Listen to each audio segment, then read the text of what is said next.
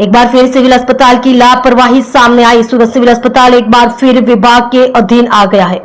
AC बंद होने के कारण ऑर्थो विभाग के ऑपरेशन थिएटर में ऑपरेशन नहीं हो पा रहे हैं। पिछले 8 दिनों से 3-4 मरीज ऑपरेशन के लिए इंतजार कर रहे हैं। मरीज दर्द से परेशान है और आरोप लगाया जा रहा है कि प्रशासन एक एसी की मरम्मत में 8 दिन लगा रहा है। आम आदमी पार्टी के पार्षद ने इस मामले की जानकारी अधीक्षक और आरएमओ को भी दी।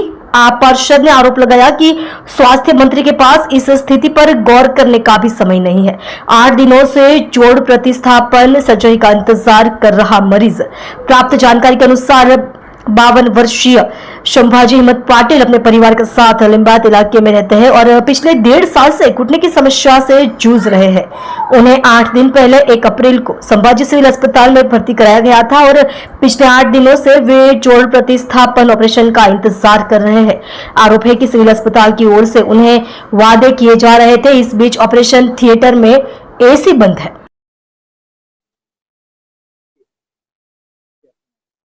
जी, मारू नाम विपुल सुहागिया, कोर्पोरेटर सूरत महानगरपालिका, आम आदमी पार्टी। नवी सिविल હોસ્પિટલમાંથી દર્દીઓની તમારી પાસે ફરિયાદ આવી હતી, શું ફરિયાદો હતી?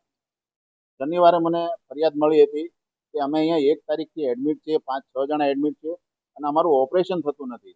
મેં જાણકારી મેળવી કે 1 તારીખથી આ લોકો અહીંયા એડમિટ છે અને ઓપરેશન કેમ નથી થતું. મેં સુપ્રિન્ટેન્ડન્ટ મેડમને ફોન કર્યો તો મને કે હમણાં જાણકારી મેળવીને કહું છું.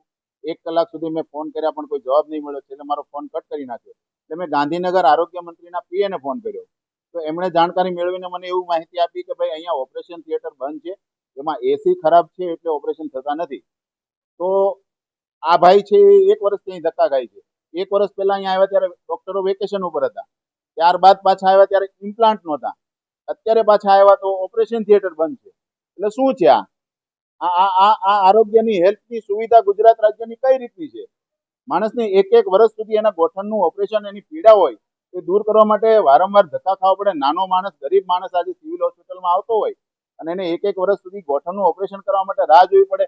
10-10 દિવસ સુધી એનું ઓપરેશન ના થાય, કારણ કે ઓપરેશન થિયેટરમાં એસી બંધ છે. એના માટે આ કેટલી ગંભીર બાબત છે.